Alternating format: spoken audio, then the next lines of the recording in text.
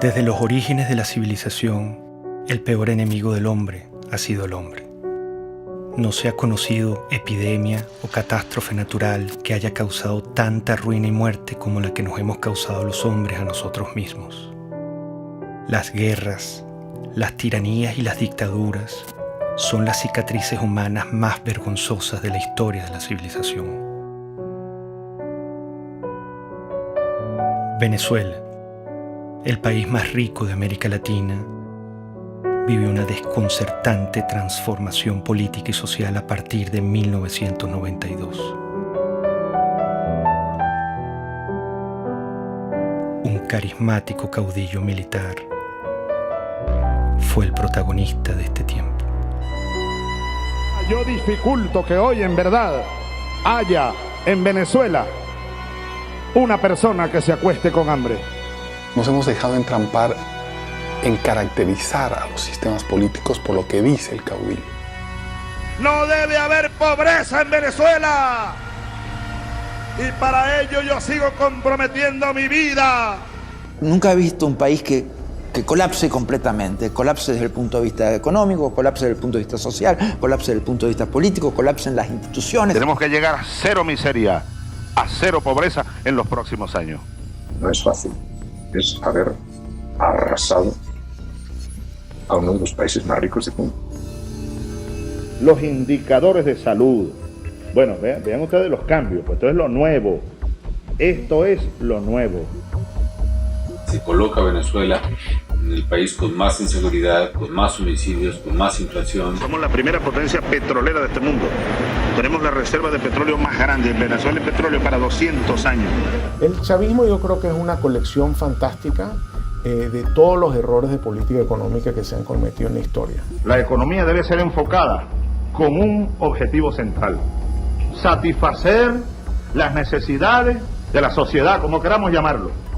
Por una política que ha enconado profundamente al país, dividiéndolo de una manera prácticamente suicida. El socialismo es el único camino a la paz perdurable, a la justicia social. Por eso la revolución nuestra, hay que recordarlo, pacífica, pero armada. No se equivoquen, burgueses. Mire lo que significó el chavismo para Venezuela. Una verdadera tragedia. Un país que ha perdido su democracia. El que quiera ver una democracia pujante, sólida, madura, venga a Venezuela, venga nada más. Yo creo que él nunca ocultó lo que él quería hacer. Yo creo que Chávez llegó con un proyecto de poder, nunca con un proyecto de país. Fuimos las víctimas de una peste ideológica que nos pisoteó, que incendió la piel de nuestro pueblo, que calcinó y enmudeció a nuestra Venezuela.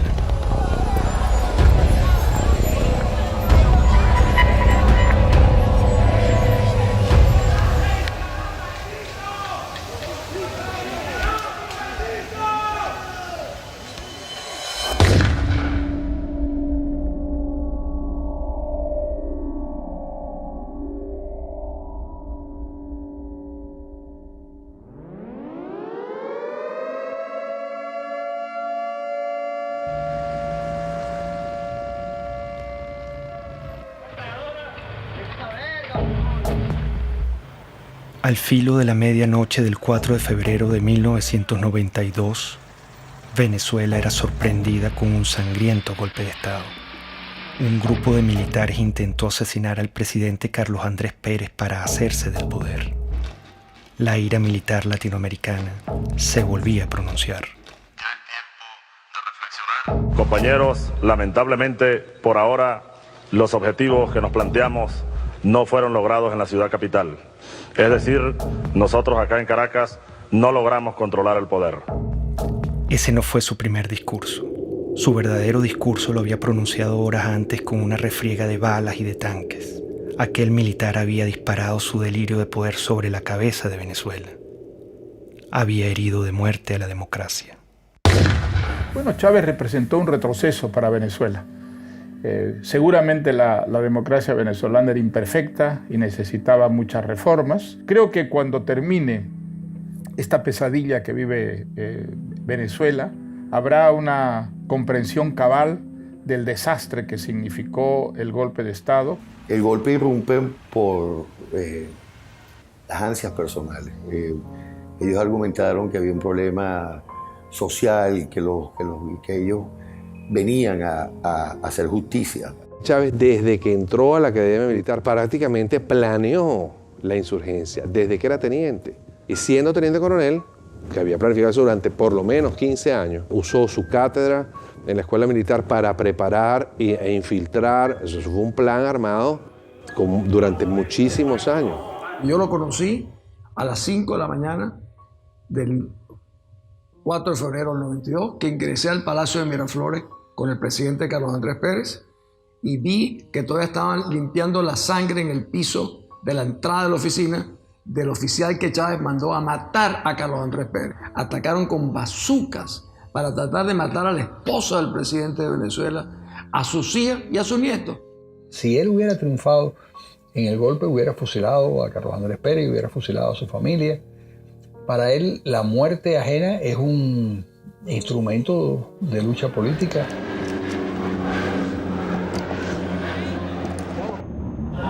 Este es un boletín extraordinario de El Observador.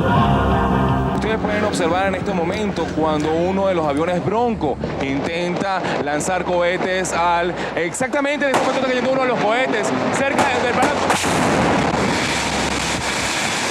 En estos momentos, señores, ustedes pueden observar cómo acaba de caer un cohete cerca del Palacio de Miraflores. Parece que una de las partes del Palacio de Miraflores sí sufrió bastantes daños, uno de los muros. Yo fui días después del 4 de febrero a Miraflores, vi todas las balas en todos lados. Y después me tocó ser ministro durante el 27 de noviembre, donde vi los asesinatos en el Canal 8, el set de crímenes que cometieron también ahí. Era el regreso del golpismo a Venezuela, era el regreso del militarismo, que tanto daño nos han hecho, tanto el golpismo como el militarismo. Hugo Chávez, como tantos otros tiranos, asaltaba la historia dando 2 golpes de Estado. Centenares de venezolanos asesinados, la mayoría de ellos con disparos en la cabeza, marcaban el principio de una era. Lo volaron. Rafael Caldera fue uno de los fundadores de la democracia en Venezuela. Fue presidente y senador vitalicio. Al día siguiente del golpe de Estado, su enemistad con Carlos Andrés Pérez y su propia soberbia lo hacían justificar la matanza.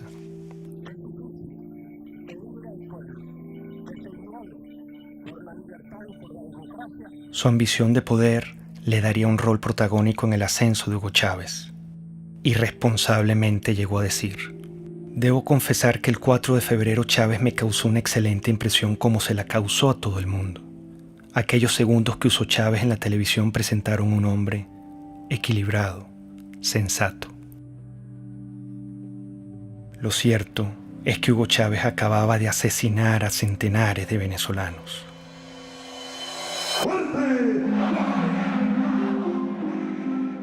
Con la finalidad de conformar un movimiento político que logre conquistar la presidencia de la República, el comandante Hugo Chávez, uno de los líderes de la asonada militar del 4 de febrero del año 92, se incorporó hoy a la vida cívica luego de que el presidente Rafael Caldera le otorgó la libertad. Esta generación militar que tomó el camino del sacrificio, se forjó en el Fuerte Tiuna, en los cuarteles militares, va a demostrarle a los politiqueros venezolanos cómo se conduce un pueblo hacia el rescate de su verdadero destino.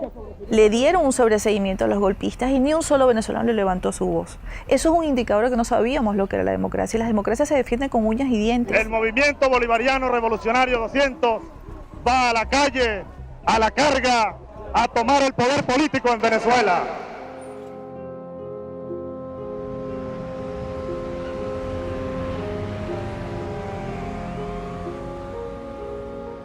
La democracia generó oportunidades, expectativas que implicaban un enorme desafío para las instituciones políticas y económicas y no se dio con la velocidad que estos millones de venezolanos que salían de la pobreza y que emergían en una vibrante clase media quería seguir ascendiendo y aspirando. Hugo Chávez entendió que había un pueblo muy desilusionado, que estaba harto de los políticos de siempre, que estaba harto de las oligarquías de siempre, que estaba harto de las élites de siempre. Puso en el centro de la conversación nacional a un grupo humano muy importante de los venezolanos que habían sido excluidos. El año que viene se ve esto horroroso y gracias a los gobernantes, que es lo que nos han llevado a este extremo. Bueno, yo creo que será más caro todo, porque imagínense cómo está la situación, todo será peor. Venezuela vivía en democracia. Una democracia imperfecta como en cualquier país, pero también con grandes avances en su infraestructura y en su cultura, incluso en el plano económico y político.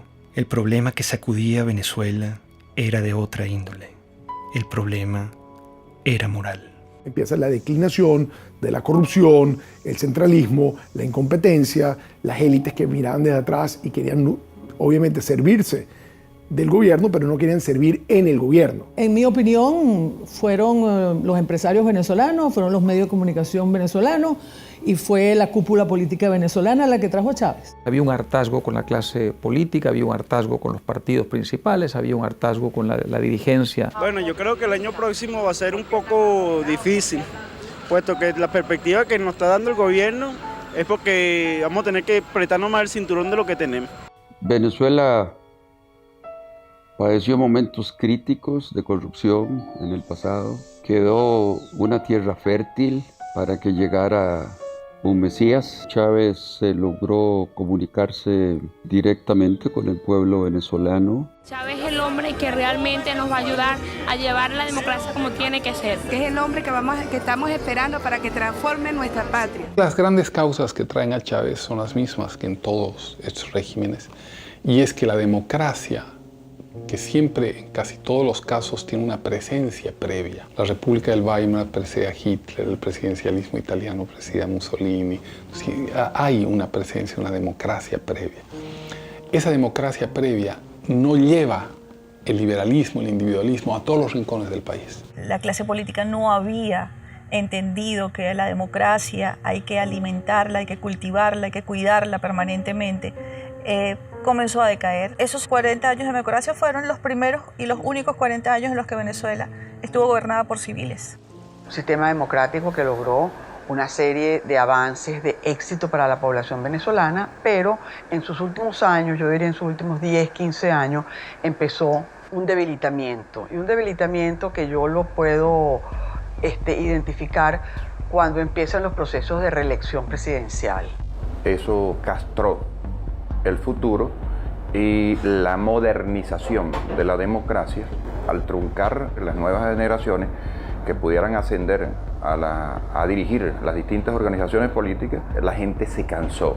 El chavismo llega, creo que por un desgaste de la clase política, sabiendo que en muchos de nuestros países lo que tuvimos durante muchos años fue el bipartidismo.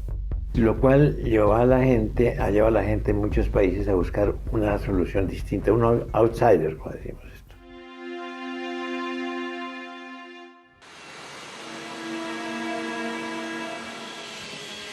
Hugo Chávez apenas salía de la cárcel viajó sospechosamente a La Habana, Cuba.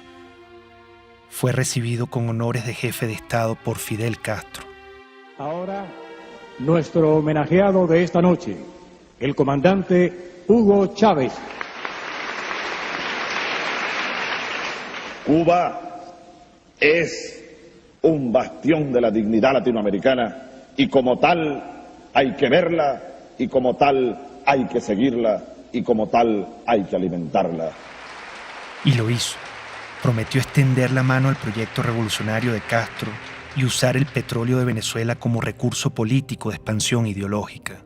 Un proyecto estratégico de largo plazo, en el cual los cubanos tienen y tendrían mucho que aportar, mucho que discutir con nosotros.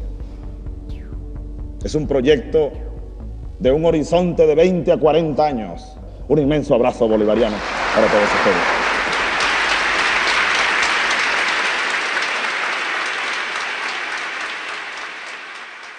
«20 años más tarde, todo estaba claro. Ese era el Chávez que no quisimos ver ni escuchar. Hugo Chávez es una creación de Castro en un país que tiene el momento adecuado. Ya lo había intentado antes con la guerrilla, penetrar con la guerrilla, y va fracasando en muchos modelos.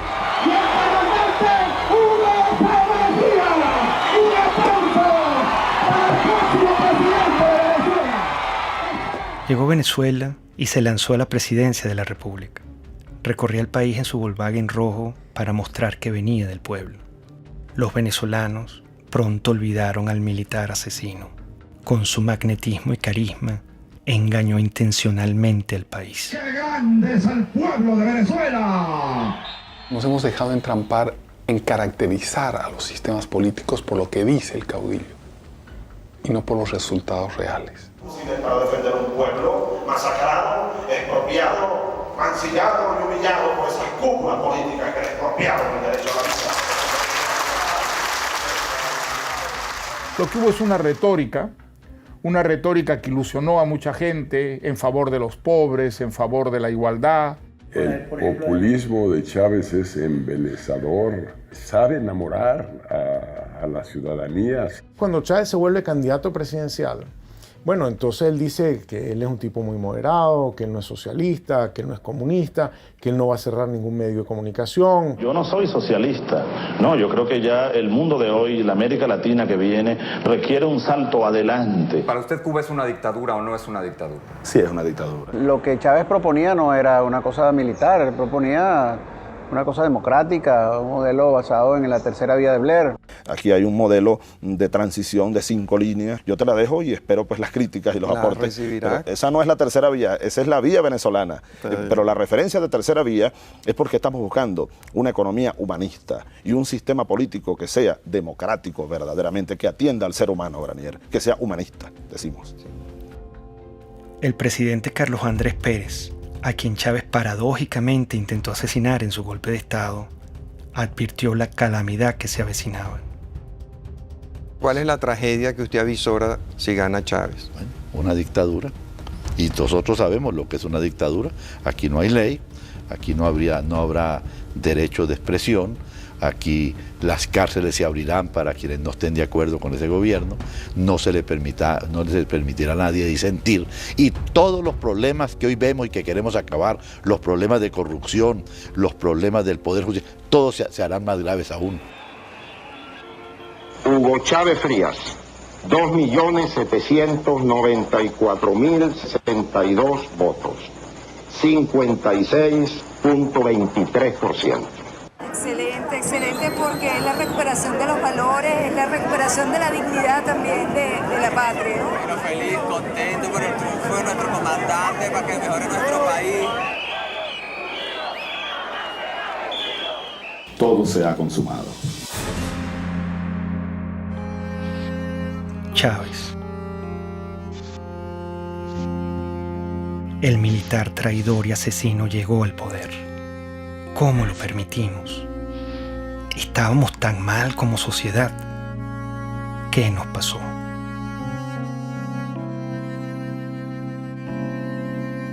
Cuando yo conocí a Hugo Chávez, yo le dije, te advierto una cosa, lejos de ser tú la solución, tú eres la encarnación del problema de Venezuela. El hecho de que tú seas presidente es la demostración más clara de que este país fracasó.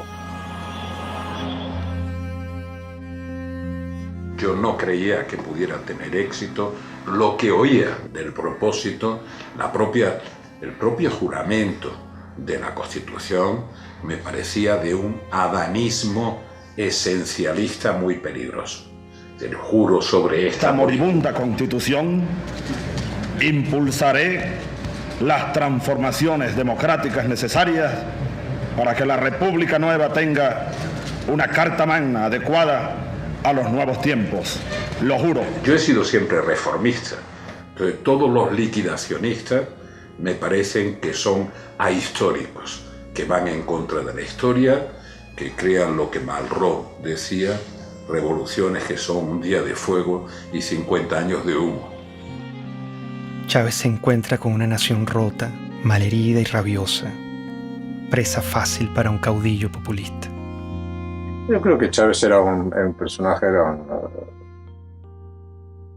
muy simple, cuando yo lo conocí. Simple en sus planteamientos políticos, que no tenía claros. Quería un cambio en Venezuela, pero no sabía exactamente muy bien hacia dónde. Chávez, el líder o el payaso o el cómico o el político saca de la tumba a ese Drácula que causó tantas millones de muertes y tanta pérdida de valor en el siglo pasado, y lo desentierra y lo pone a caminar precisamente en nuestra América Latina y destroza Venezuela. En México se dice que no hay pillo que no sea simpático. Y yo creo que Chávez es una perfecta descripción de eso. Por lo menos era muy simpático. No quiero abundar en la parte de pillo.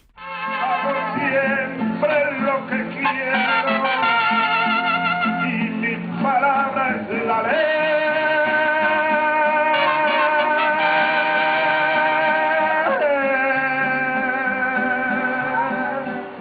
Sin duda, carismático. Muy venezolano, muy simpático. Un hombre carismático. Líder carismático. Pero sigo siendo Chávez.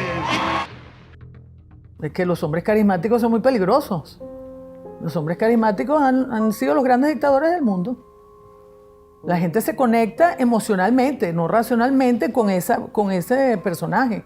Había en él atributos que ayudaron a hacer de él una figura populista muy lograda. Evidentemente había una capacidad oratoria o retórica, pero con un poder de seducción muy notable. Había en él también una lectura intuitiva, no creo que intelectual, pero sí intuitiva, de un amplio sector de la sociedad venezolana. Eso es muy importante en un caudillo. El idiota. Nosotros fuimos tan ingenuos, casi podría decir entre paréntesis tan idiotas, que pensamos que ya se había desaparecido ese personaje en los años 90.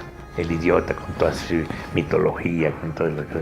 Resulta que el idiota reapareció enterito, exactamente con todos los dogmas. Somos pobres porque los países ricos nos explotan, porque nos pagan mal nuestras materias primas y se enriquecen. Somos pobres por la oligarquía, toda esa tontería. El capitalismo siembra odio. En el capitalismo impera el odio. Fue evidente de un inicio democrático a cómo se fue separando ideológicamente, cómo se fue convirtiendo en una propuesta que no es ni siquiera de sustento ideológico, sino populismo puro, afán de poder, de controlar, de tener, de dominar, de mandar.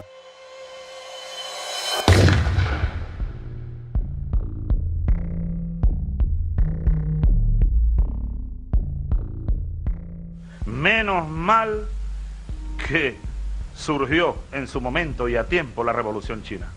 Menos mal que existió Mao Zedong.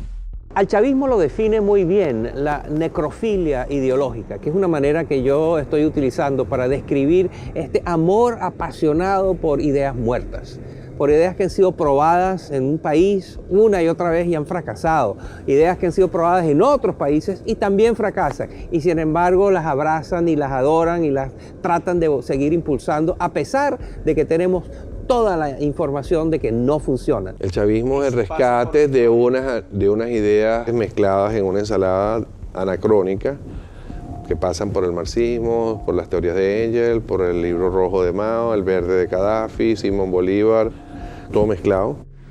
Esta revolución, así lo digo como cristiano, es profundamente cristiana. ¡Viva Cristo el Redentor! De izquierda, derecha, centro, maoísta, centoísta, no sabemos qué es lo que es. Por algunos dicen que yo soy pastor evangélico. Palero, santero, católico, cristiano. Marxista no soy porque no me formé en el marxismo. Es una nueva forma de caudillismo militar. Y también soy marxista. Es muy confuso en su formulación porque es capaz de mezclar una figura como la de Bolívar con un pensamiento de fondo aparentemente marxista. Es tremendamente confuso, es una nueva forma de populismo. El hombre desde siempre había sido un comunista. Entendía qué es lo que tenía que decir o no decir en cada momento para que, digamos, su mensaje calara en una mayoría de turnos. Venezuela tiene un gran potencial siderúrgico y debe ocupar cada día más mejores puestos a nivel mundial, a nivel americano. Cuando ya empezó a tener, digamos, la sartén agarrada por el mango, entonces se quitó todas las caretas y mostró su verdadera faz. Y si insisten, le quitamos los camiones y los convertimos en transporte de alimentos, chicos. Se lo damos a los consejos comunales. Y Mendoza que vaya a hacer no sé qué, lo que le dé la gana, a denunciarme en la OEA, en la Corte Celestial, donde le dé la gana. Se fue apartando claramente de los principios más elementales de lo que es un gobierno democrático. La legalidad fue desapareciendo poco a poco, reemplazada por el poder omnímodo, ¿no es cierto?, de la voluntad del caudillo. Sin una visión clara o conocida, Chávez estaba decidido a transformar a Venezuela a su imagen y semejanza. Comenzaría por la Constitución. El Estado está caotizado. Esa es una realidad. Para transformar el Estado necesitamos urgentemente una Asamblea Nacional Constituyente. No hay otra alternativa. Con la Constituyente del 99, Chávez empezó a mostrar su talante autoritario y personalista. El mismo militar que había dado 2 golpes asesinando a centenares de venezolanos, se empeñó ahora en aniquilar la única república civil y democrática que habíamos tenido los venezolanos. No vayan, compatriotas, ustedes a cometer el error que cometieron los que habitaron esta casa durante 40 años. Y ya no les pertenece. Eso hay que recordarlo. Esta casa, desde hoy, es la sede de la Asamblea Nacional Constituyente. Como un pésimo augurio de lo que iba a venir, el mismo día de la votación ocurrió la catástrofe natural que hoy recordamos como la tragedia de Vargas. Si la naturaleza se opone, lucharemos contra ella y la haremos que nos obedezca.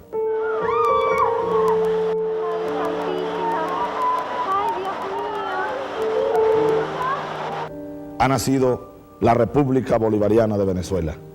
Quiso Dios hoy que una tragedia enlutara a la nación venezolana precisamente en el día de su renacimiento. Qué cosas, ¿no?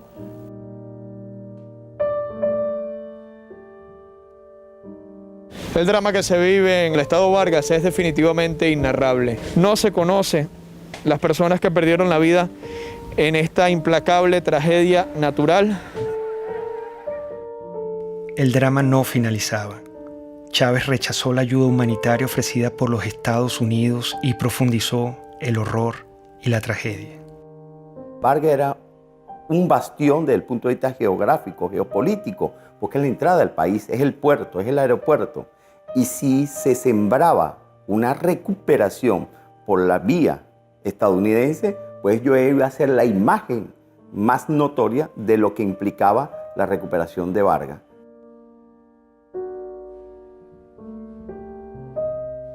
Realmente Fidel Castro influyó totalmente en las decisiones que tomó Chávez con respecto al deslave. Chávez no podía concebir en ningún caso nada que contradijera lo que ya se encaminaba del proyecto con Fidel. Con la tragedia de Vargas, Chávez mostró su desprecio por el venezolano y su único interés, el poder. Renombraría a Venezuela, reescribiría la historia, cambiaría la hora y la forma del escudo nacional y le impondría una nueva estrella a la bandera. Todo era una nube ideológica. Su mentor lo guiaba. Castro es la persona determinante en la revolución de Chávez.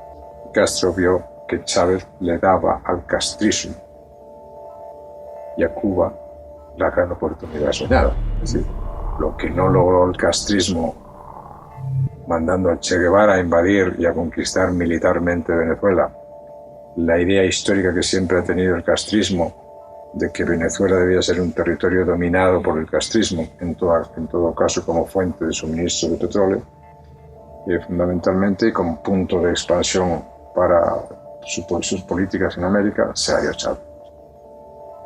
Un líder joven lleno de vida, al quien le quedan por delante grandes tareas que realizar, hasta la victoria siempre.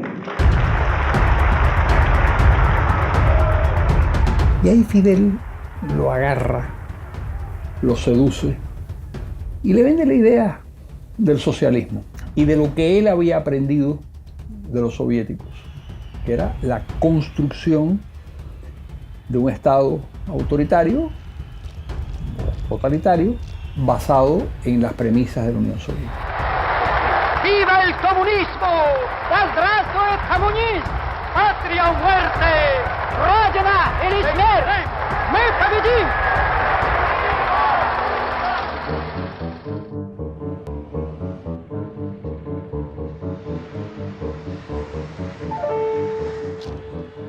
Venezuela se vestía de verde oliva, se convertía en un cuartel. Revolución socialista, vaya General Canelones, patria socialista o muerte. ¡Venceremos! La figura de teniente coronel es, digamos, la primera vez que tiene autonomía para comandar tropa. Por eso se le dice el comandante. Es netamente de una misión de tropa, de dirigir tropa, de ordenar a la tropa y de llevar a la batalla militar a la tropa. Los movimientos totalitarios de izquierda se meten en tu cuarto. No puedes ir a comprar lo que te da la gana, no puedes educar a tu hijo como tú quieras, no puedes viajar, no puedes tener tus documentos, no te permite tomar ninguna decisión libremente. Él dijo, la revolución es pacífica pero no pendeja, porque los tanques, los aviones, los fusiles y los cañones de las Fuerzas Armadas están al servicio de la revolución. Porque de ahora en adelante tendremos generales, almirantes, oficiales y tropas revolucionarios, antiimperialistas, socialistas y chavistas, para que les duela más. Yo era presidente de PDVSA, hablé con él sobre el tema y le dije, caramba, presidente, mire, me preocupa mucho lo que usted dijo, porque las Fuerzas Armadas no están al servicio de ninguna parcialidad política.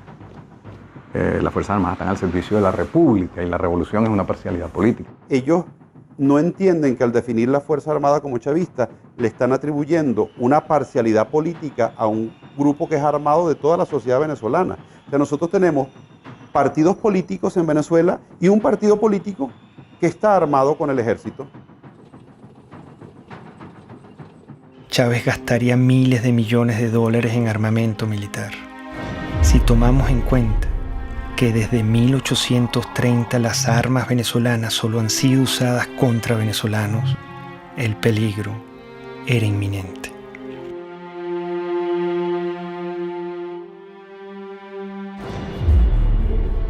El precio del petróleo, cerca de $100 el barril. Desde nuestro punto de vista es un precio justo. Ya a los 7 meses, 8 meses de Chávez, el petróleo sube y ese es el gran factor que utiliza él para poder irradiar su revolución. Un barril de petróleo que pasa de $8 a $150 y que permitió entonces comprar todas las complicidades dentro y fuera del país. Estos irresponsables, porque fueron unas personas sin ningún control, empezaron a utilizar ese dinero para adquirir poder político internacional y poder político nacional, lograron una combinación en la cual de una u otra manera tenían al pueblo contento. Con la subida de los precios del petróleo, la primera institución comprada o más bien secuestrada sería el sistema electoral, acción encubierta y determinante para consolidar su poder. Nosotros, todos los rectores del Consejo Nacional Electoral, estamos constitucionalmente en la obligación de defender a la institución. La primera jugada maestra fue en el sistema electoral.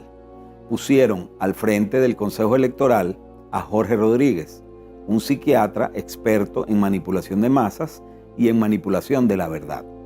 A partir de entonces, nunca más en Venezuela hubo una elección libre y transparente como se conoce en las democracias del mundo entero.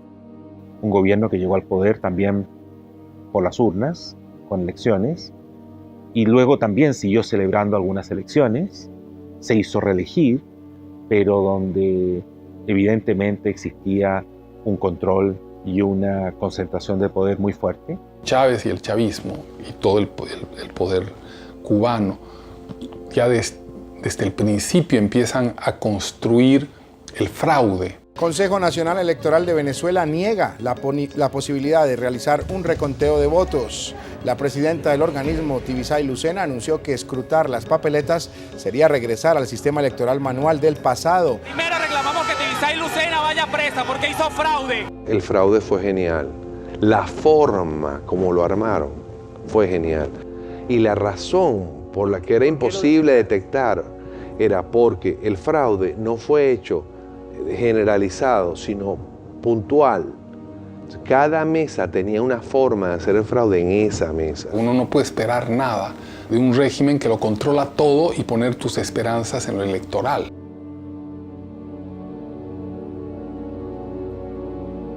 La lucha geopolítica iniciaba.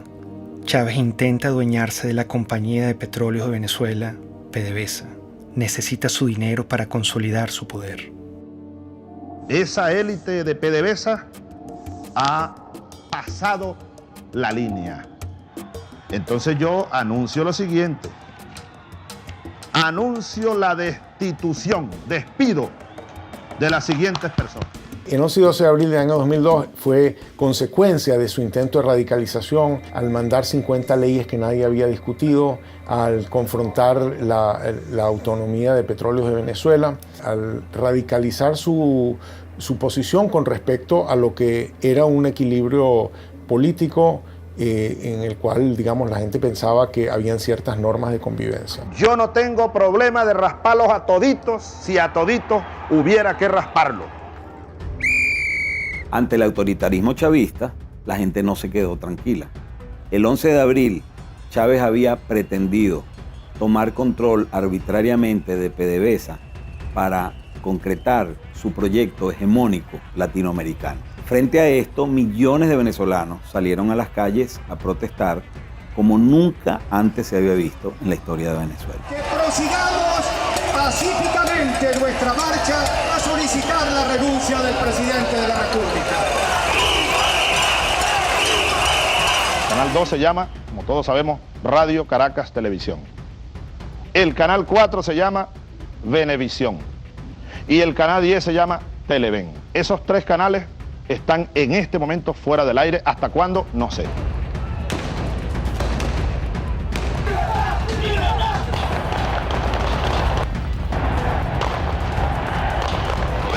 La aplicación del plan Ávila. Y el primer movimiento que vamos a hacer es la columna del batallón Ayala. Muchos manifestantes fueron asesinados. Chávez volvía a disparar a la cabeza de venezolanos inocentes como lo hizo en su golpe de Estado. Hay que responsabilizar como ejecutor a Rodríguez Chacín. Hay que, como autor intelectual y jefe de esa banda de delincuentes, al propio Chávez, al propio presidente de la República. Esto es una acción contra el sentimiento más noble del venezolano. ¿Usted pudiera decir que la acción de los francotiradores estaba bajo conocimiento del presidente? Absolutamente seguro que estaba bajo conocimiento, que fue ordenada. Estamos frente a un asesino, con toda la extensión de la palabra. Una persona enferma, un paranoico, enfermo de poder, que cree estar poseído de una tarea histórica, destruyendo y matando venezolanos.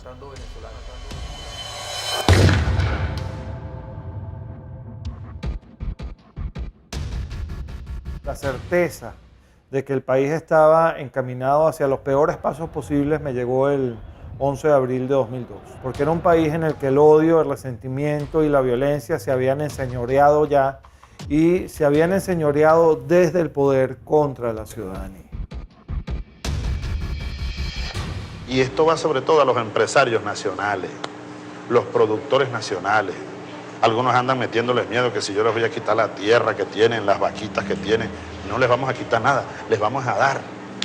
En Venezuela murió el productor agropecuario Franklin Brito, quien se encontraba en huelga de hambre por defender sus tierras en el estado de Bolívar. En todo momento el Estado venezolano utilizó todo el poder del gobierno para torturar a mi papá, para mantenerlo preso en un hospital militar. Mi papá ya iba a cumplir 9 meses en un hospital militar contra su voluntad. Chávez inicia un circo de expropiaciones y asaltos a la propiedad privada. En aquella casita que está allá vivió Bolívar recién casado. Esa casita que se ve ahí con 2 balcones.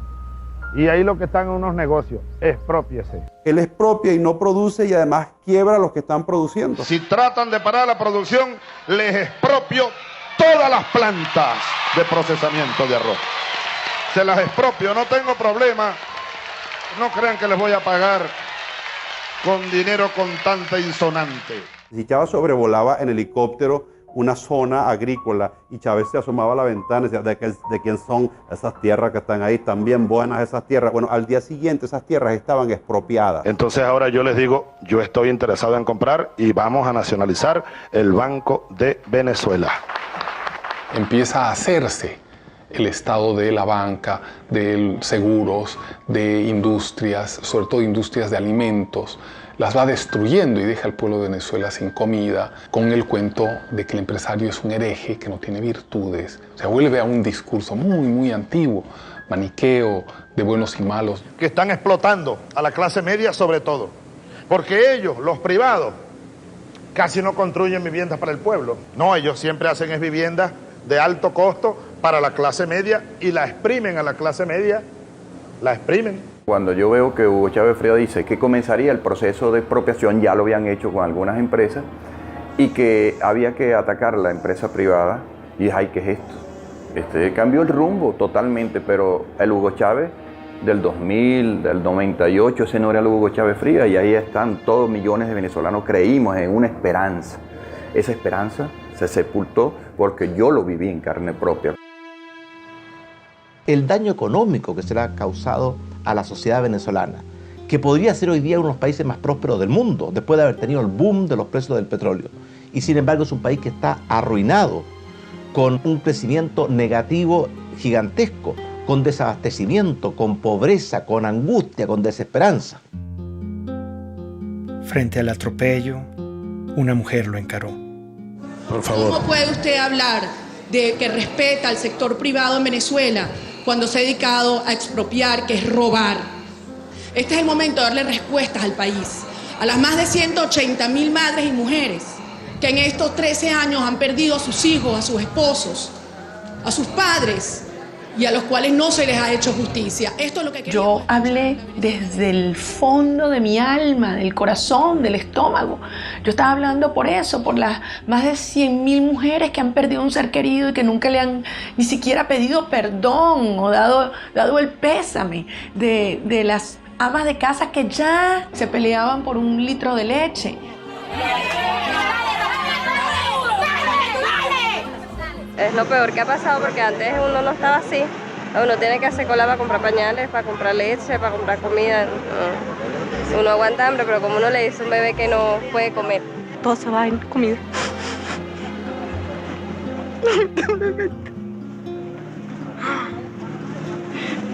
Estamos pasando trabajo.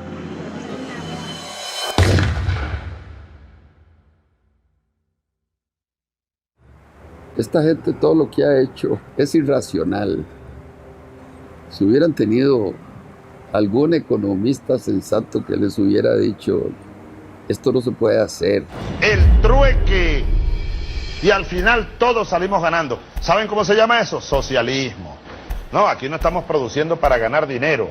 El chavismo yo creo que es una colección fantástica de todos los errores de política económica que se han cometido en la historia.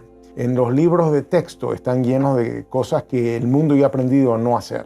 Pues el chavismo las ha hecho todas. Venezuela tiene el peor desempeño económico del mundo. En este momento no hay país que tenga una caída del producto más grande que la de Venezuela, no hay un país que tenga la inflación más grande que la de Venezuela, no hay un país que tenga la escasez más grande que la de Venezuela. Bueno, la situación económica no está bien. Nosotros vendíamos pollo, pernil, hervido, todo eso. Esto funcionaba bien. De repente, todo se fue para abajo. La situación del país está terrible, lo que provoca es llorar. Todos roban, todos. Todo es una corrupción total. El chavismo es un fenómeno político difícil de explicar a quien no ha estado en Venezuela y a quien no lo ha vivido. Y exacerbó al límite nunca imaginable uno de los grandes males de nuestra historia, que es la corrupción administrativa. Y entonces los que uno vio que llegaron aquí, como decía Chávez, con las patas en el suelo, hoy son grandes potentados, grandes millonarios. El único camino a la justicia es el socialismo, no es el capitalismo, no es ese canibalismo que se quiere implementar en el Estado. Ministro, ¿no es contradictorio hablar de capitalismo cuando usted tiene una corbata de Louis Vuitton, unos zapatos Gucci? Yo no sé claro que no es contradictorio, porque yo quisiera que Venezuela produjera todo eso y entonces yo comprar todo lo que se produzca aquí y no tener que importar el 95% de los rubros que consumimos. Hicieron un negocio como jamás se ha visto. Pues. Nosotros hemos presenciado el gran saqueo que se le ha hecho a Venezuela, que probablemente en ningún país del mundo haya habido un saqueo tan a fondo y tan organizado como este que hubo en nuestro país. Es mentira que hubo una lucha contra la corrupción, todo lo contrario, este ha sido el gobierno más corrupto que existió en la historia de Venezuela, aprovechándose del histórico barril del petróleo que llegó a superar los $100 varios años. Tanto gasto desproporcionado y lujo se apoyaría con el crimen organizado. En entrevista exclusiva con NTN 24, Emily Blasco, corresponsal del diario ABC en Washington, aseguró que el hijo del fallecido presidente Hugo Chávez utilizó aviones de la petrolera estatal PDVSA para transportar droga hacia el extranjero. En el libro ilícito lo que yo simplemente documento es que no hay nada nuevo con respecto al crimen, excepto que llegó el siglo XXI y le añadió la posibilidad de tener grandes carteles criminales que operan internacionalmente y que trafican con todo tipo de ilícitos, de gente, de drogas, de armas, de dinero y de política. El chavismo es un proceso por el cual el lumpen, los sectores delincuenciales de una sociedad se apoderan del poder. No son los intelectuales que uno soñaba en el marxismo-leninismo que se apoderaban del poder. Son los sectores más delincuenciales de la sociedad y por eso son tan audaces, por eso pueden ser tan crueles. Y por eso tienen un hambre de poder que no respetan amigos, que no respetan a quienes los han apoyado. Que yo voy a gobernar con los mejores, con los más capacitados. No tengo compromisos partidistas, ni personales, ni particulares con nadie. Chávez lo que hizo fue, para preservar el poder, crear varias bandas de pandillas. Y estas pandillas tienen distintos jefes. Y eso explica la estratificación, eso explica por qué Venezuela se convirtió en un narcoestado. Como Venezuela se convirtió en un sistema cleptocrático. Cuando la gente me dice este es un estado fallido, yo digo es un narcoestado criminal fallido. El ministro de Interior, Justicia y Paz, Miguel Rodríguez Torres, indicó que las maletas contenían 1,3 toneladas de droga, una de las incautaciones más grandes que se han hecho en Francia. De acuerdo con Rodríguez, un total de 22 venezolanos han sido detenidos, de ellos 8 son militares. Este régimen que con las dos manos, la izquierda y la derecha, robaba, destruía, también tenía geopolíticamente dos manos. La mano petrolera, la mano negra, la mano fuerte, y la mano blanca de la cocaína que venía de Colombia y se redistribuía de Venezuela. Conforme va debilitándose la mano negra, la mano petrolera, pues hay más necesidad de la mano blanca. En México se discute y se debate si al Chapo Guzmán lo extraditan a Estados Unidos. En Venezuela el Chapo Guzmán sería ministro. A través de este medio de comunicación, Lindsay Salazar, quien es uno de los hombres importantes de la seguridad que tuvo Diosdado Cabello, denunció que el presidente de la Asamblea Venezolana sería el líder del Cartel de los Soles, una banda de narcotráfico internacional que tendría entre sus miembros a varios militares venezolanos. Diosdado Cabello es oriundo también del estado donde yo nací también. Era un muchacho muy humilde del pueblo del Furreal, pero la ambición desmedida de este señor se convirtió a tal magnitud que con el Pollo Carvajal, general narcotraficante vinculado al Cartel del Sol, que hacía lo que le ordenaba Diosdado Cabello, impulsaron y protegieron el narcotráfico en Venezuela. Es una cosa terrible lo que voy a decir, pero esto ha funcionado más como una banda delincuencial que como un sistema político. Por eso es tan difícil explicárselo a la gente de fuera. Venezuela se convirtió en un narcoestado. Jueces, ministros, diputados, incluso la familia presidencial era acusada y encarcelada por ello. Los índices de criminalidad se desataron. El peor problema que hoy tenemos en Venezuela, incluso con la escasez y la inflación que hay, yo estoy convencido que es la inseguridad. Es la inseguridad que es la consecuencia del 98% de impunidad. Una impunidad que protege a las bandas organizadas, una impunidad que protege a aquellos que tienen granadas, que tienen fusiles, que andan en vehículos blindados. Estamos presos y con temor. Tenemos mucha inseguridad, muchos malandros en la calle que nos callan. Y esto no puede seguir así. Que en el mes de marzo, en esos 30 días, en la morgue de Caracas, haya habido ingresos de muertos por violencia que se equipararían a las muertes por violencia de un año de la España de 46 millones de habitantes, es aterrador. Y el ritmo sigue aumentando. El peor legado de Hugo Chávez son los cientos de miles de muertos que han hecho no solamente que familias enteras se enluten, sino que millones de personas dejen en Venezuela. La gran parte de la inmigración venezolana no es una inmigración económica como la que empezamos a ver ahora. La gran parte de la inmigración venezolana es una inmigración presa del pánico de vivir en una sociedad absolutamente enfrentada y donde se mata por odio. Ante la absoluta impunidad, el pueblo tomó aterradoramente la justicia con sus manos.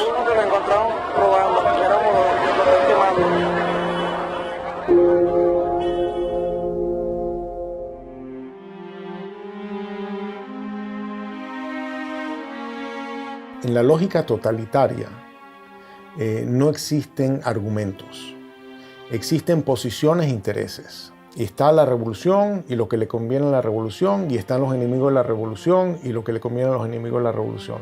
Y si tú dices algo, nunca te contestan una idea. Porque hay informes de que estuvo en la Orchila. Claro, de la tú Orchila. estás repitiendo basura. Tú lo que estás aquí es repitiendo basura. Eso no es cierto. Tú lo que estás repitiendo basura. No, yo le estoy preguntando. Pero está bien. Mi labor es preguntar. Está bien, pero estás recogiendo la basura. Estás recogiendo el basurero, el estiercolero. Siempre te hablan de ti, de tu posición, de tus intereses, pero no de la idea. Yo creo que sin lugar a dudas la violencia que se vive en Venezuela, de todo tipo, es también producto del discurso. Para que no sean ridículos, ¿vale? Es un tarado, es un imbécil, no sabe ni hablar. Es un fascista. Y este bandido lo tiene. Con su plata. Se concentró en una forma de hacer política abiertamente polarizante, generando la división entre los buenos y los malos. ¡Y jalabola de los yanquis! ¡El candidato jalabola! Métodos horripilantes, degradación verbal, violencia. ¡Yanquis de mierda! ¡Váyanse al carajo 100 veces! Cuando tú ves que te nombran escuálido en televisión nacional, le insultan a las personas que piensan diferente, indudablemente está coaccionando a las Fuerzas Armadas a sentirlo como enemigo. Y el enemigo, dentro de la mentalidad militar, hay que destruirlo, hay que aniquilarlo. Chávez empezó a ser amigo o a presentarse como amigo de aquellos violadores a los derechos humanos, como eran Gaddafi, que inclusive fue invitado a Venezuela y le dieron honores. El caso de Omar al-Bashir, quien por cierto al día de hoy todavía tiene una orden de captura por crímenes de lesa humanidad. Incluso Mugabe también fue, digámoslo así por lo menos lo presentó como amigo de Chávez. Entonces de alguna manera Chávez trató de incorporarse y crear su grupo, digamos, de socios violadores de los derechos humanos para hacerse ver como víctimas de lo que son los gobiernos tradicionales. En América Latina también tenía sus aliados. Las fuerzas del comunismo, del terrorismo y del narcotráfico lo postularon como su líder continental. Poco después de su charla privada con los directores de varios medios de comunicación, el ministro de Defensa hizo una corta intervención en la que dio por cierta las pruebas sobre la presencia de guerrilleros en Venezuela.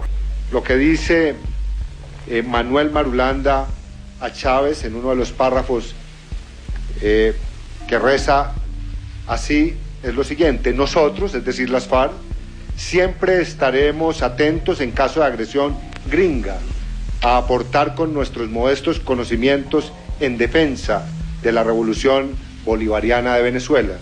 La FARC y el ELN no son ningunos cuerpos terroristas, son ejércitos que ocupan un espacio. Hay que darle reconocimiento a las Fuerzas Armadas Revolucionarias de Colombia y al Ejército de Liberación Nacional. La primera declaración me llamó la atención porque hablaba de la imparcialidad frente a la guerrilla colombiana.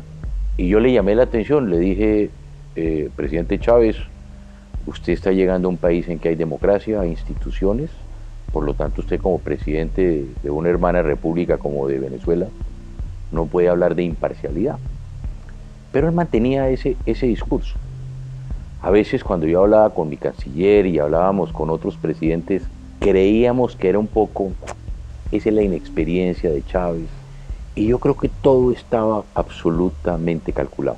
La milicia popular va a tener su vehículo, su armamento, sus cuarteles de milicia y su organización. Ustedes son una fuerza guerrillera, pues, para decirlo más claro. La milicia, yo podría decir que es un partido armado, que es un cuerpo que crece y se desarrolla casi al mismo volumen de las Fuerzas Armadas orgánicas. Y hay otra cosa muy delicada, que son los colectivos, organizaciones armadas. Todo es el poder, para mantenerse en el poder. Vemos entonces milicias o colectivos armados disparando contra personas. Vemos agresiones ya no solo de disparando civiles contra personas, sino de cuerpos o agentes del Estado que trabajan y han sido estructurados para trabajar en favor de la revolución.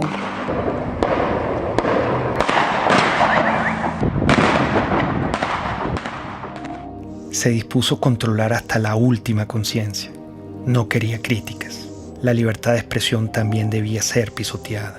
Hay un señor por ahí, de esos representantes de la oligarquía, que quería ser presidente de la oligarquía. Y que luego esos gobiernos adecocopellanos le dieron concesiones para tener un canal de televisión. Estoy viendo la televisión, una cadena más, y me llama la atención el tono en el que está hablando delante de militares. Y ahí es donde él hace el anuncio de que él va a cerrar a Radio Caracas. No habrá nueva concesión para Radio Caracas Televisión. Se acaba la concesión. Ya está redactado la medida. Así que vayan preparándose, apagando los equipos, pues.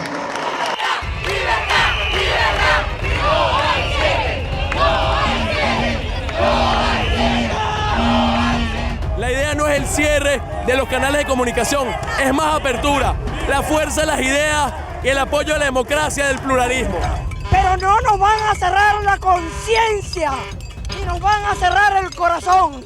El presidente Hugo Chávez ratificó que este domingo a medianoche sacará del aire a la cadena Radio Caracas Televisión, una medida criticada internacionalmente como un acto de censura. La única forma en que la concesión no termine es que el domingo 27 a medianoche Hugo Chávez no sea presidente de Venezuela. En el fondo era querer controlar los medios de comunicación, que eso fue lo que lo llevó a diseñar esta cosa de la hegemonía comunicacional y ir cerrando la libertad de expresión hasta que queda un pequeño espacio.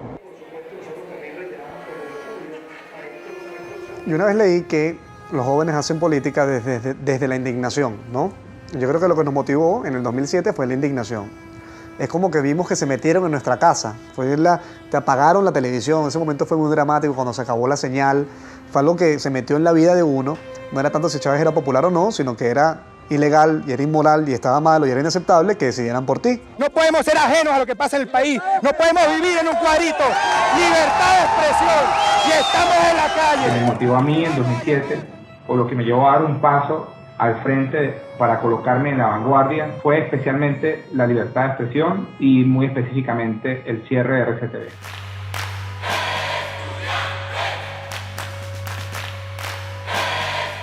El movimiento estudiantil del año 2007 es el hecho social más importante de los últimos 50 años. Esto es un movimiento que surge en defensa de la libertad, de la dignidad, de los derechos humanos.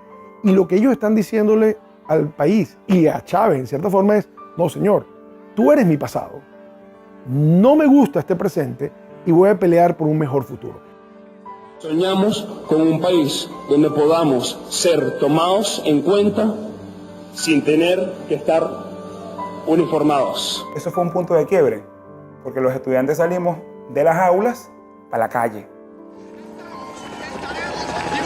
Estar en la calle si fuera necesario, pero el pueblo tiene que salir, pero el pueblo tiene que acompañarnos, pero la gente en esos barrios de Caracas, oprimida, pobres y sin posibilidades, tienen que salir a pelear por su futuro. Somos unos jóvenes que apenas con 21, 22, 20 años de edad salimos con nuestras manos blancas de manera creativa, irreverente, con mucho espíritu desafiante en las calles, pero siempre de manera no violenta.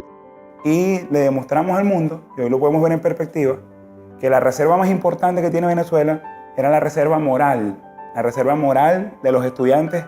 Ese movimiento estudiantil logró generar pasión, esperanza, energía, fe en la gente que sí se podía.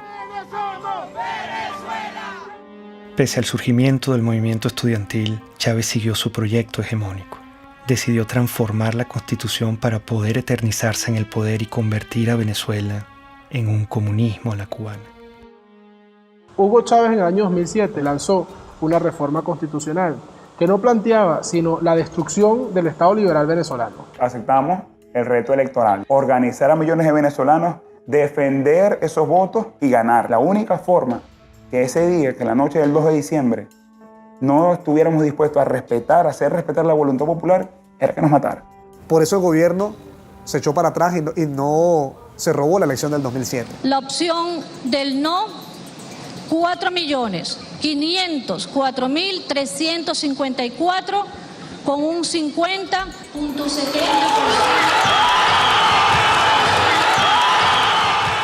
Hay un quiebre de ese proceso político. El presidente Chávez lo obligan a reconocer la victoria del movimiento estudiantil y de Venezuela y cataloga esa victoria como una victoria de mierda. Es una victoria de mierda. Y la nuestra, llámenla derrota, llámenla, pero es de coraje, es de valor, es de dignidad.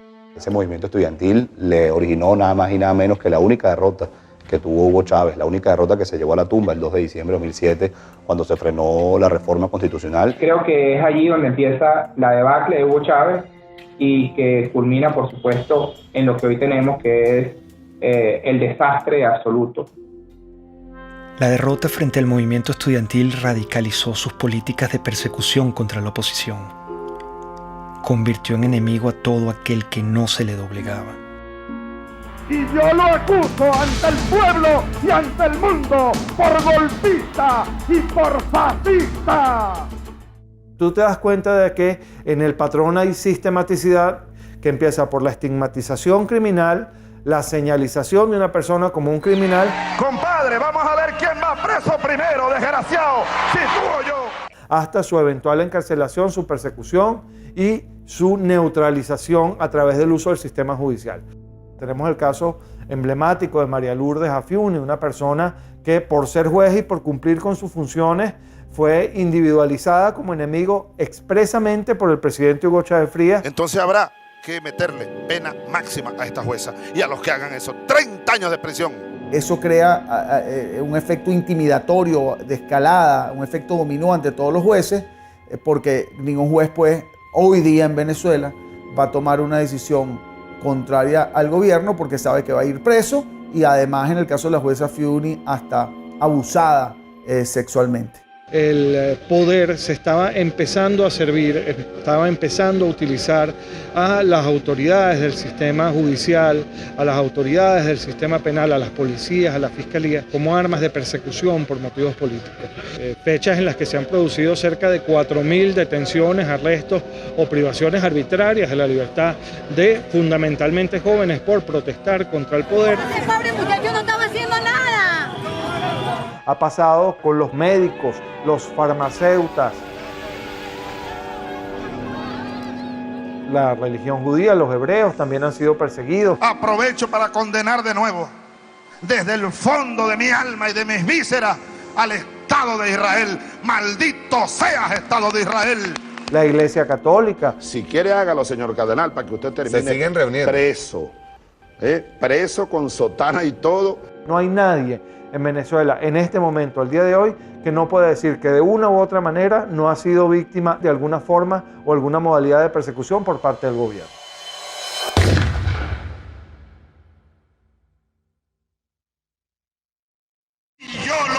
uso de contrarrevolucionario y hay que barrerlo del mapa político venezolano.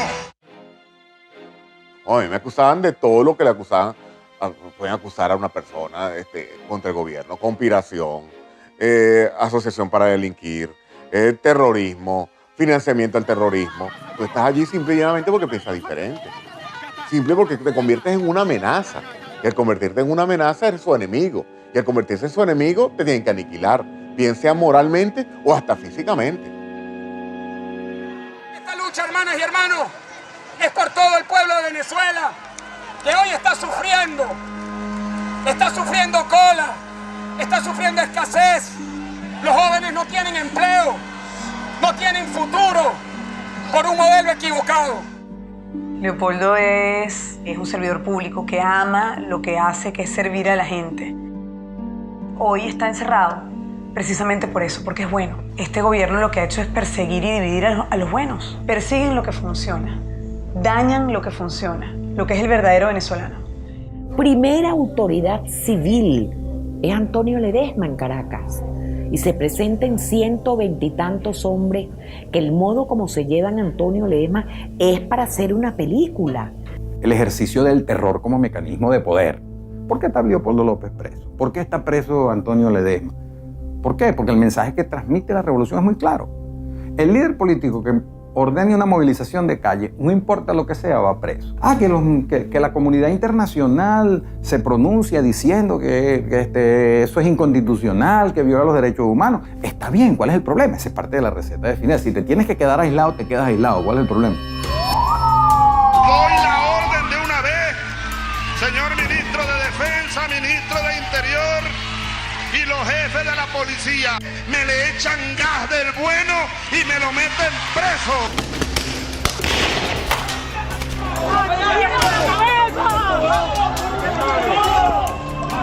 Chamo, están matando a gente, loco. ¡Lo mataron, lo mataron! Los francotiradores apuntan a cabezas. El sonido que producen una cabeza escuálida es mucho menor, es como un chasquido, porque la bóveda craneana es hueca. Vacío de contenido. Exacto, entonces pasa rápido. Nosotros vimos organismos de seguridad del Estado dispuestos a matar a nuestros hijos con balas en la cabeza, dispuestos a dispararle en las piernas para que no huyeran. David Vallenilla tenía 22 años y un efectivo militar lo vio solo y desarmado. Le disparó a quemarropa. David cae al suelo y recibe una segunda descarga. Como puede, se levanta y da unos pasos, los últimos de su vida. Su cuerpo fue despedido con las letras del himno nacional, cantado por sus compañeros cuando era trasladado a la morgue.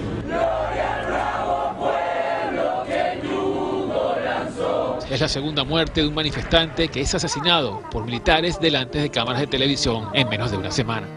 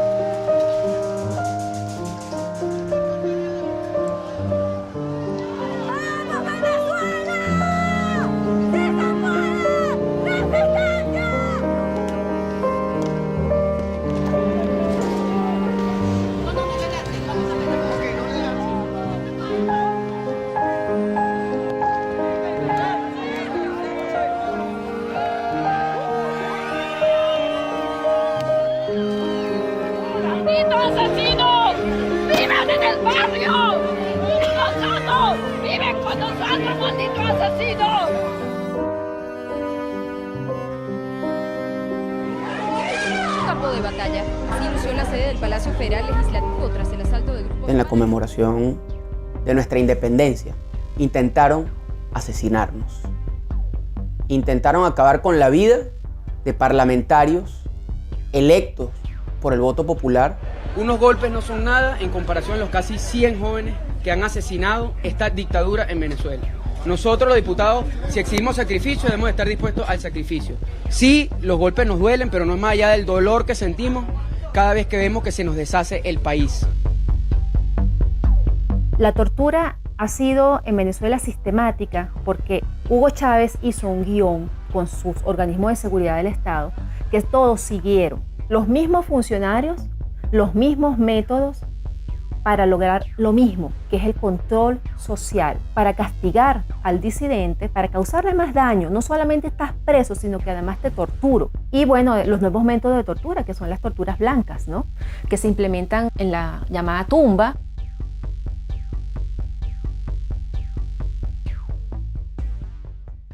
Sí, fui torturado.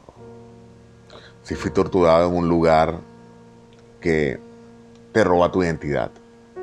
En un lugar donde tú sientes que estás muerto en vida. Donde el frío te hiela hasta los huesos.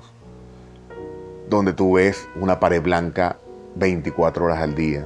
Donde la luz está encendida y no te permite dormir correctamente. Donde el silencio impera. Donde te sientes sin esperanza. Donde la comida te llega fría, que tienes que comer con las manos. Donde tus gritos nadie lo escucha. Donde tu dolor nadie lo siente. Es estar enterrado vivo, Gustavo.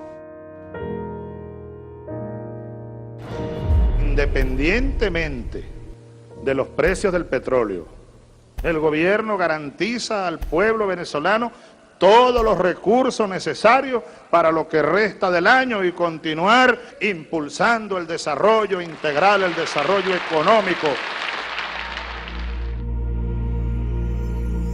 Terminado ese superciclo de precios, se acabó el socialismo del siglo XXI, es decir, esa ilusión de que la gente puede vivir de unos buenos burócratas y que esos buenos burócratas, repartiendo eficazmente los panes entre la sociedad, nos iban a hacer felices a todos.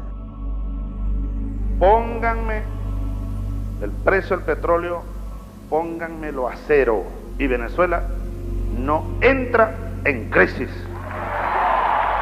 Pónganmelo a cero. El precio de los commodities vino abajo y el petróleo caro y el gas caro dejó de ser el gran padrino de las dictaduras de izquierda de América Latina. La crueldad daba para más. Privaban de alimento y medicina a la población para someterla y controlarla. El chavismo es como para ellos. Si fuera para uno, todos tuviéramos comida. Yo le apuesto que esa gente toda tiene comida en su casa, porque estamos pasando hambre. Hay demasiada escasez de comida. Para mantenerse en el poder, el elemento táctico es la pobreza como instrumento de dominación política. O sea, mientras tú te mantengas en un estado de pobreza, te domino. Yo te convierto en una persona sin recursos, pero con esperanza. Todos los días nos engañan. El pollo de nosotros. ¿Cuándo compramos? El martes tenemos hambre. El pueblo tiene hambre.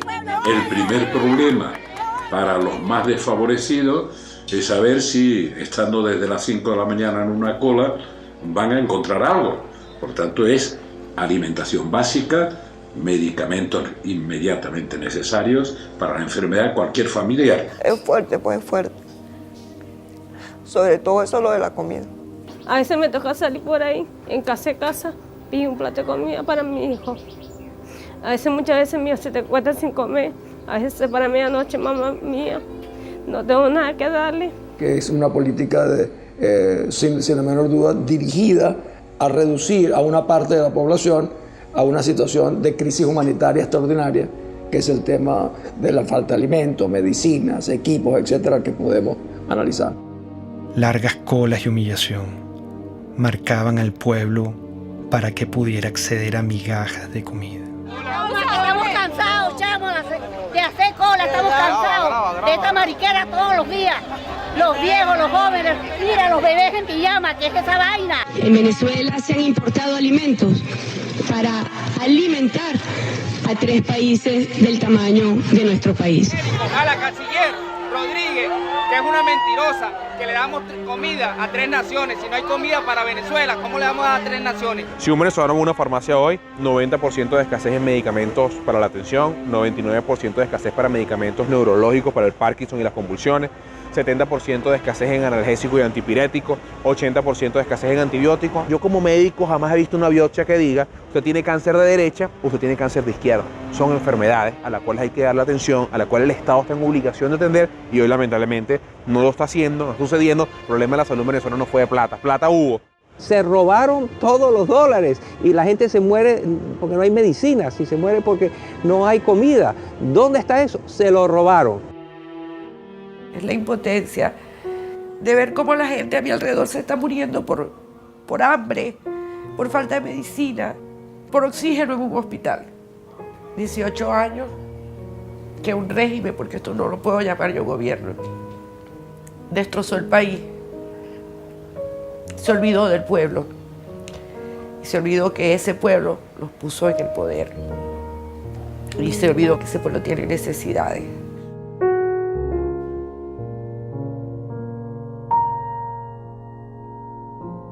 Cínicamente culparon a los colombianos de la escasez que ellos mismos habían causado. No cesa el número de colombianos deportados por parte de las autoridades venezolanas. Ya son 283 que han llegado aquí a la frontera colombo-venezolana en La Guajira colombiana. Es inimaginable lo que sucedió, es que estábamos viendo el holocausto. Cuando marcaban las casas, que era una casa que estaba revisada, o la R o la D, la R revisada y D revisada y demolerla, eso no se había vivido en América Latina. Y ver esos rasgos hoy en día, la persecución en esa semana, ver a los colombianos saliendo de Venezuela, era tanto igual o peor que ver a los de Siria o ver a los de Grecia en sus barcas o traspasando fronteras en Europa para buscar migrar hacia otros países. Cosas que nunca habían sucedido. Había un niño enfermo y el papá rogándole que lo dejara llevar al hospital y no lo dejaban y todo por ser colombianos. Yo no creo que eso sea justo que nos hayan sacado de allá así como unos perros, porque así fue como nos sacaron. No importa que andemos desnudos, no importa que no tengamos ni para comer. Aquí se trata de salvar la revolución. Las reformas que introdujo el comandante Chávez retrocedieron a Venezuela gradualmente hacia una dictadura en la que la libertad sufrió un terrible menoscabo. Con el chavismo, la libertad quedó despedazada. Todos los derechos humanos sin excepción fueron irrespetados y violados. El comandante ordenaba. Para retirarnos de inmediato de la tristemente célebre Comisión Interamericana de Derechos Humanos. Ya basta. ¿Hasta cuándo nosotros vamos a estar con esa espada de Damocles? A lot of dictatorships are very similar, and basically what you need in a dictatorship is to keep the very small number of people happy. That means that you're keeping a lot of people unhappy. Milosevic was very committed to destroy educated urban middle class in Serbia because he felt the real threat to his regime comes from these people. I was living in a country which was prosperous once. I ended up seeing people standing in the lines for bread, seeing parents desperate because they can't keep the medicine or, the food for their own kids. When you see the stores in Venezuela now, they remind me painfully on my childhood. I have an impression of the government that doesn't really care about the people. It's super happy being in their little corrupted circle. And they don't even look at the street. They live in some kind of the parallel world. El chavismo intentó plagar con su ideología al mundo. Una bacteria ideológica se inoculó en Latinoamérica y poco a poco fue creciendo hasta que se desarrolló en una peste. Es la peste del siglo XXI. Es una enfermedad muy peligrosa porque es una enfermedad que ha cundido, yo te diría, hasta los huesos a un grupo importante de la población que no va a desaparecer. Conquistando una relación, yo diría, en muchos casos parasitaria, de gobiernos, algunos caribeños, otros de Sudamérica y Centroamérica. ¡Sí se puede! ¡Sí se puede! En muchos casos es España de Podemos. Podemos es una amenaza real para la democracia. Estamos hablando de personas chavistas comunistas que quieren acabar con el sistema democrático. Ser demócrata es expropiar, aunque os duela. ¿Qué es lo que haría un gobernante decente? Expropiar. A los bancos que están acabando viviendas les expropiaría y las pondría en alquiler social. Recordemos que la influencia económica de Venezuela, por ejemplo, cómo logró comprar conciencias, comprar voluntades, comprar adhesiones usando los petrodólares. Algo de eso hubo en Chile, pero afortunadamente no logró penetrar a la sociedad chilena. La sociedad chilena tiene muy claro que Venezuela es una tragedia. El que es chavista, no es que es like, o la mitad sí, la mitad no. Si eres chavista, chico, eres chavista, ¿vale? Si estás con Chávez, estás con Chávez. Si no estás contra Chávez. El chavismo se ve a sí mismo como la consagración de la salvación de Venezuela, como la segunda independencia. El chavismo se percibe así. Llegó y es para siempre. Chávez ya no soy yo. Chávez es un pueblo. Chávez somos millones. Tú también eres Chávez, mujer venezolana. Tú también eres Chávez, joven venezolano. Tú también eres Chávez, niño venezolano. Tú también eres Chávez, soldado venezolano. El caudillo es igual al partido, es igual al país, es igual a la historia, es igual al futuro. Entonces, él constituye las instituciones, la historia, la moral. Y en ese proceso de concentrar todo, es un tipo que no da ningún beneficio al país. La pregunta es cómo es posible que un país tan rico como Venezuela haya caído en la situación que ha caído como consecuencia del chavismo. Pero también la pregunta podría ser muchas otras. ¿Cómo es posible que la Alemania, que era la gran nación avanzada en la literatura, en las ciencias, en la cultura, en la música, cayera en manos de una banda criminal que llevó al mundo a una guerra terrible y fue autora de un genocidio, los nazis, espantoso? Chávez empezó a convertirse en un traidor a la identidad venezolana. Empezó a cubanizar a Venezuela y empezó a introducir conceptos políticos que no forman parte de nuestra cultura. Yo creo que ese fue el gran error de Hugo Chávez. Creo que en la cima del poder se perdió y en la cima del poder adquirió unas ideas completamente desvinculadas con la sociedad. Comenzó, por tanto, y de inmediato, otra serie de estudios especiales que confirmaron la existencia de un tumor abscesado con presencia de células cancerígenas. Hugo Chávez pidió al pueblo venezolano respaldar al actual vicepresidente Nicolás Maduro en caso de una ausencia total que lleve a la nación a convocar unas nuevas elecciones presidenciales. El mandatario aseguró que Maduro es el hombre que puede continuar con el llamado socialismo del siglo XXI. Si algo ocurriera, repito, que me inhabilitara de alguna manera, mi opinión firme, plena como la luna llena, irrevocable, absoluta, total, ustedes elijan a Nicolás Maduro como presidente de la República Bolivariana de Venezuela. Yo se los pido desde mi corazón. Nicolás Maduro. Su único atributo conocido fue que era su guardaespaldas, su chofer, su compañero más cercano e íntimo. Maduro, ¿quién es? Es un don nadie, no hay la pasión por Venezuela, solo tiene una encomienda del moribundo que le dijo: no me le aflojes a la revolución bolivariana. Me visitan las mariposas. Debe ser que me reconocen como un mariposón. Multiplicarnos, así como Cristo multiplicó los peces. Portugal y Venezuela, estamos en el mismo continente. Se ve que la influencia de los cubanos fue determinante. Maduro es el hombre formado por los cubanos, Maduro es el hombre cercano a los cubanos, y convencieron a Chávez, o Chávez se convenció de que ese era el sucesor y por eso lo nombraron. No pudieron nombrar a otro más competente, nombraron a alguien no tan competente por su cercanía con los cubanos. Recibimos la información más dura y trágica que podamos transmitir a nuestro pueblo. A las 4:25 de la tarde de hoy, 5 de marzo, ha fallecido el comandante presidente Hugo Chávez Frías.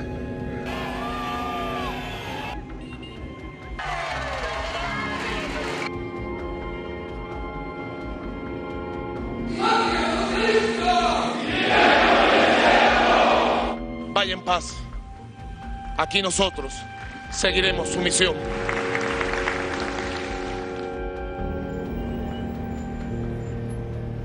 ¿Qué legado dejó? Lo que dejó fue el país destrozado. Eso fue lo único que dejó él. Corrupción, hambre, violencia, división entre familias. Ese es el legado de ese señor. Esta es una de las 7 plagas que cayó en Venezuela. Lo peor que ha existido en este mundo. Lo peor, esa es la desgracia más grande que tiene Venezuela. Haber llegado a ese hombre, estamos peor porque hay más muertos todos los días, más delincuencia, más escasez. O sea, estamos peor que un país en guerra. Nunca he visto un país que colapse completamente, que se desmembre la familia venezolana. 2 millones de venezolanos se han ido del país en los últimos 3 años. 4.000 a 5.000 cruzan por día la frontera de Colombia en solución de continuidad permanente. Entonces, esa es la situación que vive hoy el país. No tiene nada que ver con la situación que vivía cuando Chávez asume el poder. Su gran legado es demostrar que ni éramos tan fuertes, ni éramos tan demócratas, ni éramos tan hermanos, ni éramos tan guerreros, ni éramos tan sólidos, ni éramos tan echados para adelante. Que era fácil darle un empujón a eso, tirarlo todo por la borda y montarse sobre la gente. Nadie se puede imaginar que un país que no esté en guerra esté viviendo lo que está viviendo Venezuela. Ha destruido el sentimiento de pertenencia de los venezolanos como una unidad, como una ciudadanía compartida. ¡Estamos pasando hambre! ¿Puedes creer que esto sea justo, vale? El país cambió, la gente cambió, las miradas cambiaron. Ya tú en Venezuela no ves sonrisas, no ves alegría, ves indignación, ves frustración, ves miedo. Y eso lo vimos todos los días. Nos dañaron profundamente. Mire lo que significó el chavismo para Venezuela, una verdadera tragedia. Un país que ha perdido su democracia, donde no se respetan los derechos humanos, donde se persigue a los adversarios como si fueran delincuentes. Estamos en un país ahorita muy necesitado. Tenemos que comer comida de la basura. La situación que estamos viviendo ahorita es fea, ¿no? En el nombre de los pobres, de la justicia y de la paz, se ha cometido el crimen más grande en la historia de nuestro país. El crimen de lesa humanidad es un ataque masivo o sistemático a la población civil cometido por una organización, que puede ser estatal o no estatal, de acuerdo a un plan. La existencia de presos políticos, la tortura a esos presos políticos, la detención como instrumento político, la generación de violencia como instrumento político, la muerte de manifestantes u opositores. En todos los años del chavismo fueron 2.000 personas que fueron asesinadas, lo cual implica una utilización del asesinato como mecanismo de sujeción y de represión para sostener el aparato político bajo control. El artífice, el creador de la criatura, se llama Hugo Chávez Frías. Matar a una persona en Venezuela se llama homicidio, pero matar a todo un pueblo de hambre se llama chavismo.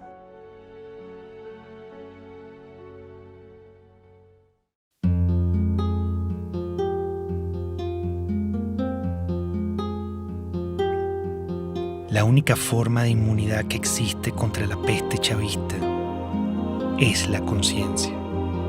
Mientras nuestro aliento sea capaz de empañar una lámina de vidrio, tendremos fuerzas suficientes para luchar por la libertad.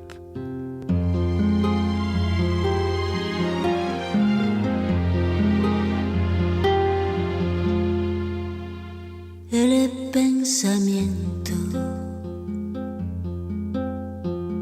de un hombre de bien no podrá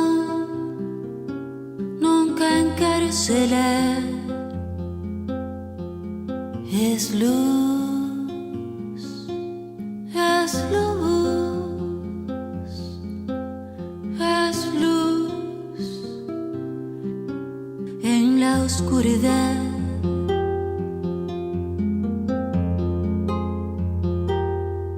Dijo el poeta. supe ser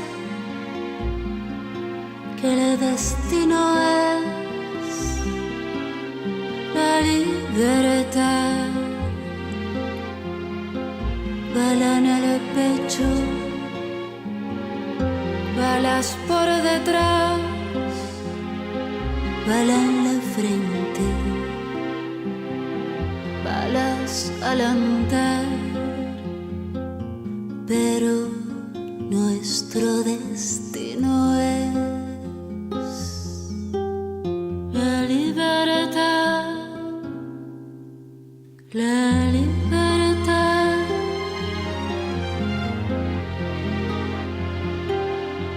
Todos los sueños de un hombre de bien no podrán nunca encarcelar. Son luz, son luz, son luz en la oscuridad. El poder tiene miedo de caer, pero caerá. Él caerá. El poder tiene miedo de caer, pero caerá. Ahí caerá. Nuestro destino es la libertad, la libertad. Luz es luz, es luz en la oscuridad.